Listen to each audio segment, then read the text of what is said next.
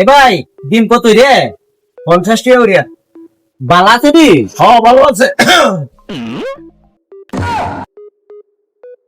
সবজি কত? সবজি 500 টাকা। 500 টাকা দিয়ে বিক্রি দিলেও আমার লস নাই, 1000 টাকা তো ডিমের ভিতরে আছে। দেখি নিতাছি। আচ্ছা হে নেন 500 টাকা।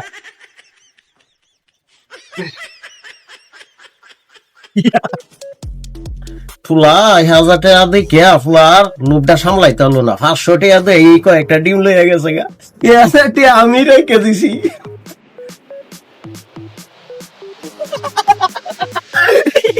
500 টাকা দে ডিমও কিনছি, আবার 1000 টাকা ডিমের ভিতরে হয় এলাম হন।